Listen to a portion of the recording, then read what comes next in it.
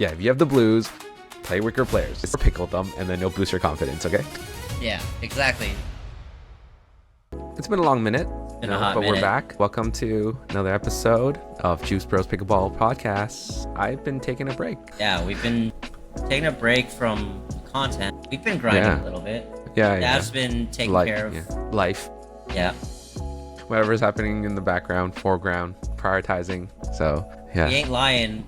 He practices what he preaches in the podcast. Yeah, so gotta get everything in line first. But we're back. So let's kick things off with our Juice Press. So the PPA Tour Canada is kicking off. So it's the first stop, and then Ottawa, and then Toronto. Yeah, so we're excited for that one. We're excited, yeah. So we will be playing that.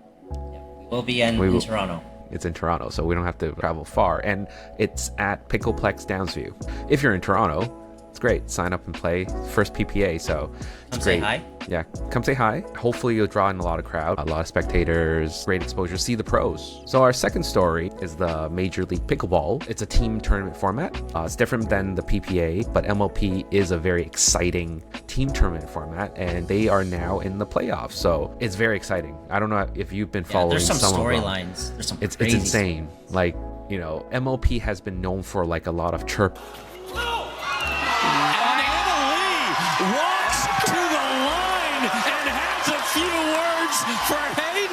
Being a lot of like heated arguments, a lot of debates, and that's totally different from the regular PPA season. It's much more tamed. PPA Tour like season PG. is a lot more aggressive and loud and entertaining. It's rowdy. It's really fun, and the playoffs is happening in New York. And we love the MLP style. We've played a couple MLP tournaments together. We love the team aspect. It's different than regular PPA style like tournaments because like when you're not playing, you get to cheer on your teammates, and you're not just sitting around when you're not playing. You have teammates to cheer on, and you also have people to rely on and to lean on when you're not doing well. But when you're doing well, you can kind of help carry the team a little bit. Yeah. And the dynamics are very interesting. Yeah, and also it's strategic too of like how you place your team into the format, because like usually a team tournament or an MLP format, it's like men's double, women's double, and then mixed double, first set of mixed doubles, and then second set of mixed doubles. So you can then Dreambreaker. And then Dreambreaker if it happens, because like if your team is really stacked on singles pro, then Dreambreakers is like your chance to shine. Yeah, all you have to do is just keep it tied, and then you go into Dreambreaker with your singles specialists. Yeah, it's a whole lot of fun. And it's a different crowd too, because I know a lot of people that will refuse to play traditional tournaments with like one fixed partner. Yeah. But they love team tournaments, so they will not sign up for a regular tournament, but they will play team tournaments. And also, you're not really set on the same partner. Like you could just form a team where you haven't played with them. You can play with a new mixed partner and a new gender doubles partner. So that's kind of fun, rather than a traditional tournament where, all right, we're gonna kind of lock into like a couple tournaments to play together and then part ways. So it's more commitment. Not to deal with that breakup. Yeah. As we talked about before. And then third topic is that Canadian National Championships by Pickleball Ontario is happening end of this month. And it's a huge one because nationals is usually one of the biggest crowd tournament, and it's sanctioned almost 1,000 now. Like I think it's shy of 1,000. Like it's you're at 900 something, but it's just shy of 1,000. They usually hold it in a different place in Canada each year. Yeah, so we're lucky that this year it's in Toronto. Because before it was Manitoba or Alberta. There's one was St. John's. Yeah, St. John's, yeah. And then this year is so happening in Toronto. So, you know, the Juice Bros are going to be playing. Yep. In the national. So luckily we signed up for a lottery and we got in. So yeah. It's great. So we're going to be there. It's prestigious. You get the chance to call yourself a national champion. Yeah. National champion if you win. Or medalist. Yeah. But I think it's meaningful. Yeah, it's meaningful. Because there's a lot of other tournaments. You're like, yeah, I've won maybe this circuit, like an APA or a PWA or any of the other ones. But nationals is nationals. Like, it's people coming from out of province. Yeah, you get to play with players. You get to play with players all over Canada, because I think our bracket, it's mixed of like, you know, some people we know, but majority of them are from different parts of Canada. That's great, because I wouldn't just travel to another province to play pickleball there and know the community and then see people. But this time, like, if they're here, they're flying in. to compete, and it's a good way to like see the competition that's out in St. John's or like out in Ottawa BC. or something, BC. So yeah, it'll be fun. Yeah. So hopefully the Juice Bros will bring home a nationals medal. Then we can call ourselves a national Yes, medalist. Hopefully. a national medalist. Yep. Okay, so let's get into today's topic. Should you play with people below your skill level? We kind of covered before, like, you know, get games with higher level players to improve yourself, to level up, and then hopefully get into higher level games consistently. But the flip side of it is like, should you play with people below your skill level? I know we've both been there, actually. We've been improving, but then we have like also friends that play casually or not as much, like ask us to play, but or people that kind of see us as like, hey, can we get a game or two together, or we just randomly join a social event, drop in, and we play with players. That is sort of lower level. Why do you think people avoid playing down? So I think there are social reasons, and there are actually, I feel, technical reasons, valid technical reasons why some people might not. Sometimes it might make you develop bad habits. Like sometimes you'll get away with doing dumb shots that work on lower levels, and then maybe it leaks into your games against higher levels, and maybe you go into a tournament, you're like, yeah, it works, and then wait, all of a sudden it doesn't. So maybe you might pick up some bad habits, you might get lazy, you get used to certain patterns that don't usually happen at maybe your level. Yeah. If it's lower level, some people are starting out to play pickleball. It's not necessarily they can't play the game or they're really bad at it, but like shots that we don't predict anymore. Like we can't, it's more chaotic.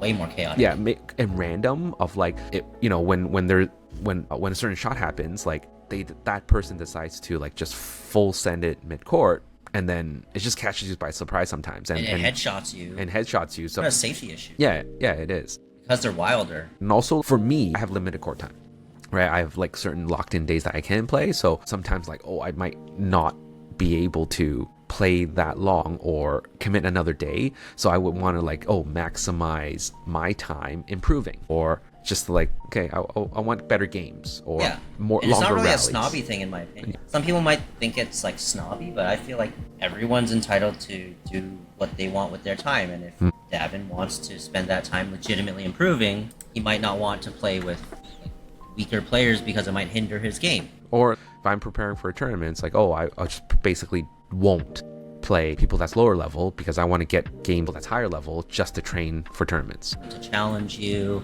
Yeah. And get used to certain patterns that you might see in a tournament. Yeah. So, but then, okay, on the other side of it, is there actually value in playing weaker players? Like, could you learn from anything? Yeah. So on the flip side, there is value in playing with weaker players, in my opinion, because, as we said, the chaos can be bad if you have a certain goal in mind, like training for a tournament. Yeah. But chaos can be good too, because then you're learning to be adaptable. You're learning to deal with chaos and being ready for certain things that you might not be able to expect.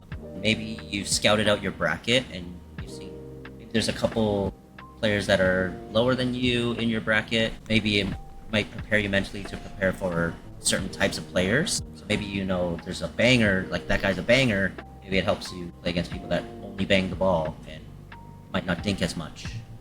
So yeah, I think it improves shot selection. Or patience. Since I was a lower level player, one of the things that's really helped me improve is being more patient. And being a lower level, I didn't have patience. I would try to attack everything. No defense, no resetting, all that. If we're playing lower level players, we have to be more patient because they're going to be chaotic. Then how are you going to like stabilize the match? So patience is key. That you can improve by playing weaker players because they're less impatient than you, supposedly.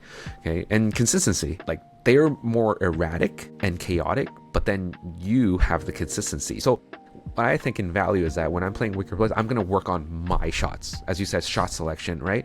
Because another way, like when we were starting before adding drills, is that there aren't much dinking or patience or consistency at lower levels. So really, if you're playing weaker players, if you're a higher level player, forget about thinking. Don't think about the higher level game. Just work on your drives, work on your volleys, like those things. Pick a shot or something. Pick one or two shots and then.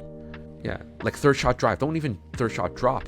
Just work on those third shot drives, because in a sense that then for you, it's getting reps. Technically, if you have a really good third shot drive, you could really win some points at a lower level. And it helps them practice. Yeah.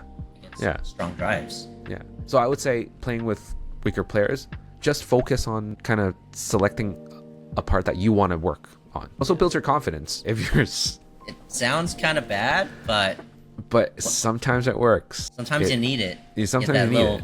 That little confidence boost. You can't be going into tournaments feeling all blue about yourself. Sometimes maybe you gotta beat up on someone. You gotta shake it off. You gotta shake it off somehow. And one thing might be just dream wrecking a weaker player, right? Like, I don't know. Just You can still be nice about it. Yeah, you can still tap paddles and say good game. Yeah, you'll still tap paddles at the end. It's just the score might just be 11-0. But also, it depends who you play, right? Like if you wreck them, and they'll be like, oh, "Wow, you're so good!" Extra confidence boost, and then they'll be like, "Oh, let's play again," or like, "Okay," and they'll ask you for advice. It's a huge ego boost for you. So use that with caution. Use it. Yeah. Yes, use it selectively. Like if the blues hits, give it a try. Yep. Juice Bros approved, maybe. Juice Bros approved. Juice Bros approved tactic. So do stronger players have responsibility to help grow the sport? Like, should experienced players like really join open play just to like shake up that scene, or help beginners, or mentor newer players? Like, if I have like a free time or an extra 2 hours before a booking, I used to do drop-ins, right? And I find that it's kind of fun and frustrating sometimes. So the fun part is like you get to meet new people, so it kind of like remind me of why I got into the sport. Yeah. And the fun part, sometimes like open play players are pretty fun. Like the drop-in players are like sometimes you have a blast. You have a blast, and then you kind of make some friends, and then they get the experience of playing a higher level player. So that might intrigue them to like, oh wow, okay, how do I beat this person? So I'm gonna be even more addicted, and then train now, like to be better or something. So it really grows the sport of like getting people much more deeper into the sport, want to get better. But the frustrating part sometimes is like people might avoid playing with you in drop-in because you're too good. And it's like sometimes the problem is the people in drop-ins that take it too seriously. Yeah. And they ice you out. Yeah, and that's the frustrating and not fun part. Yeah, because you can't control who you partner with. And if I know one of them is kind of weak, then I'll just balance out the match. If there's two other player that knows that you're good, but then your partner is the weaker player, they'll target and then them, and then you're iced out. And you're not having any you're fun. Not having no fun one's really having fun. Yeah. Your partner's not really having fun because they're getting targeted too. Yeah, and they can't really handle the target. Like they don't know how to diffuse it. So yeah. And then, that's frustrating. Adrian, where do you draw the line to play? Would a player like you stop playing with complete beginners or 3-0s? Like where does it become not enjoyable? Well, as I've maybe said in previous episodes, if I'm playing with a complete beginner, sometimes there are ulterior motives. Yes, you need the return on investment, okay? Yeah, that's what it is. Side quests going on. I will leave that up to interpretation. Therefore, Adrian does not have a line, okay? That's what it is. That's the answer. For me, I don't really have a line. Yeah. Some people, they do. Like Davin, who has more limited time, probably has a more defined line than maybe I do. I can't really commit to playing every day, so I have to really pick and choose. Or even like, if I'm committed to this, I have to commit the days. I can't change a day, so it sucks. I have to decline. I don't think I would choose who to play with based on their skill level. I think I just play with we play with anybody. If we have the time to. Yeah. Because like, let's say my friends, right? They're complete beginners and they just get into pickleball. Like I'll have fun playing with them, right? Because they're my friends, or that I just want to really introduce the game to them to have fun. Like in those games, I'm not even coaching. I'm just like having a blast trying to get a ball over. Yeah. So I would say it's not based on skill level. It's like I'll play with anyone. Yeah, for me too, it's pretty much the same thing. It's just vibes. Like if this complete beginner is a good time, don't threaten me with a good time. Like I'll do that all day. Yeah. It's like our game with Ben and Alfred. Oh yeah. That was like back to the games where like, oh my god, like we don't care about anything, just hit a ball. Yeah. It's like those times when you're maybe lower level, like when we were 3-0s. Yeah. So we're trying to rip everything. We're trying to just hit people. Yeah, hit it as hard as you can, even though it hits out or in the net. But we're just and they hitting that know ball. it's coming. Yeah, you know yeah. it's coming, and they're laughing when you do it. Yeah, or It's you not screw just up you or something. laughing. It's like, oh my god, yeah. So those are really fun. Like, But then it's fun that. because then you're also kind of bringing in your shots that you've been drilling Mm-hmm. into these super fun games. So maybe you'll hit a crazy speed up, but then you've been working on your counters. Then you hit a counter, and then you turn around, and you're like, no, no, and then you just finger wag. See, Yeah. like those are fun. If you play a more consistent, patient game, these games just like allow you to hit the ball as hard as you can, just to practice that shot. Like when would I ever do a one-handed backhand down someone's line flick, like from the midcourt? Like I would never do that, and I did it, and it got in. So I'm like, oh my god, that was hilarious. That was great. It was fun. It was so much fun. Yeah. We're like chirping each other. Yeah. It's like, it's fun. Yeah. But So I think for us, it's like we don't care about what level people are. So you need those games to let just loose. reflect. Yeah, to let loose, to reflect. Like, okay, this isn't really that serious in your life. Pickleball, guys. Yeah, it's just pickleball. It's you hitting a wiffle ball with a plastic paddle. Yeah, it's not that serious. Because of my limited time, I have to decline games. So the question is it rude to decline games? You know, somebody asks you to play, is it rude? That's tough because we've all experienced it, I think. Or a lot of us have experienced it. Maybe, like, sometimes you have commitments. You have, like, if you're preparing for a tournament, sometimes you have to say no. Like, hey, I'm going to focus on drilling more. Yeah. Sometimes even when we're drilling, someone comes over and they're like, hey, you want to get some games in? And then in person, you're kind of like, oh, sorry, we're gonna keep drilling. We're practicing for a tournament. Yeah. Yeah, I don't think it's rude as long as you're nice about it, and as long as you're not like giving them a weird stink face, like, oh, it's because I don't play with 2.5s or something snobby like that. It's more like, hey, we're preparing for a tournament, so we'd prefer to drill maybe another time. Yeah. Maybe when we have more time, and Yeah, like as long as you're polite. and so it's not your fault. It's, it's not. It's just no. I just can't play like any it's, day. it's not you, it's me. Yeah, it's not you, it's me. If I was there playing and the same person asked, want to get in game, I'll definitely get in a game because it's kind of fun. Like, And especially you know, if they're good vibes, or if Yeah, you know the vibes are gonna be good. exactly. Like, and you have the extra time, 100%. Yeah. But declining, you gotta just be nice. Guys, just be nice about it. Like, Yeah, don't be a yeah, don't be like, dicks. you know, Don't be a jerk. don't be a jerk. Don't be a snob.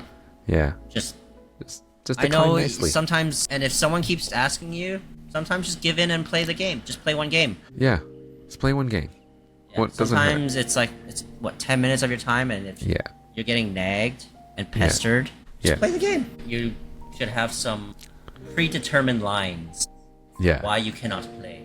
Like, Yeah, sorry, yeah, I'm preparing for a tournament. Yeah.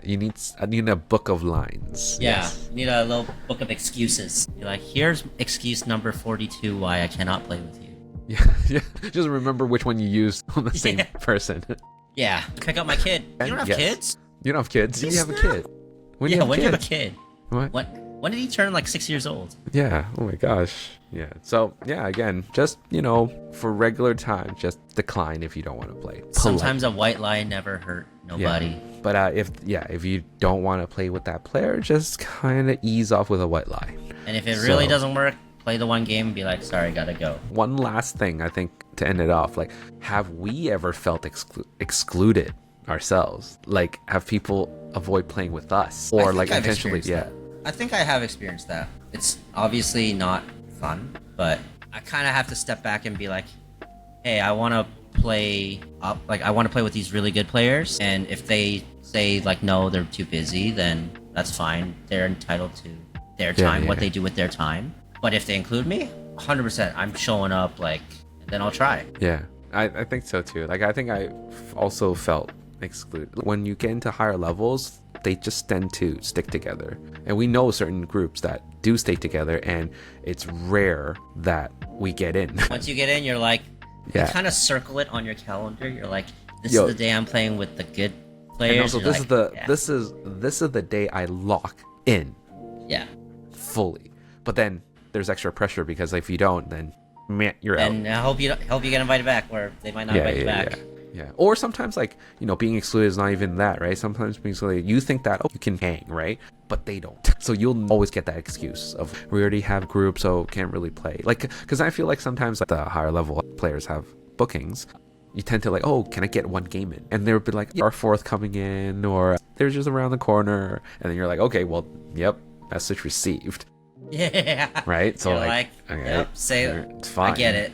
Clearly, they're not here yet, though, but all right, I could really get into the game, right? So, yeah, kind of experienced it. So, it sucks, but totally understand as well. Yeah. And like, it's not their fault. Like, I understand. Like, there's always going to be someone better than you. There's always going to be someone weaker than you. Yeah. Right. It's not personal unless it is. Okay. Would you rather always play with people stronger than you or always be the strongest player on the court? And why? Quick take. Okay, I like this. Yeah. So, always playing people stronger than you and knowing you will get smushed and destroyed every time, or always be the strongest player on the court. I'm a bit of a masochist, and like, I like the pain, so I will probably pick, I will always play people stronger than me, because I get to learn, and at that point, I'm just gonna be like, I don't care if you guys hate it because I'm crap. I'm gonna take what I learned, and I'm gonna be selfish. Yeah. Like, I'm gonna sit here and learn, even if you guys aren't having fun. Yeah, I'm here, and I'm gonna learn. Your problem. Yeah. I'm gonna be that guy. I think me too. I would rather play people stronger than you and get absolutely killed because it's really good for me. Yeah, exactly. I don't care about you guys. I can learn, right? Yeah, I will learn. I'm gonna be selfish for my own self improvement. But I know there are other people that might be like, hey, I like the ego. I like knowing that I'm just gonna crush these guys every single time. And that's perfectly fine. That's just not us. Yeah, it's just not us. I'm always like wanting to be better. Davin's so that's got why I'd rather imposter choose. syndrome. Oh yeah, I do. He's got crazy imposter syndrome. Sometimes he'll be like, he'll hit this shot and I'll be like, yo, that was so nice. But also, flip side of it, being the strongest player on a court has its kind of perks. If you're feeling blue, then really go play with weaker players. Yep. Then be the strongest player on the court. Yep. But in the would you rather, I would rather play people stronger. Yes. Would you rather always play people stronger than you? Yeah. All right. Okay, so we'll conclude this episode. So stay tuned on that. So again, always like, comment, and subscribe if you haven't. All right. Peace out. Peace out.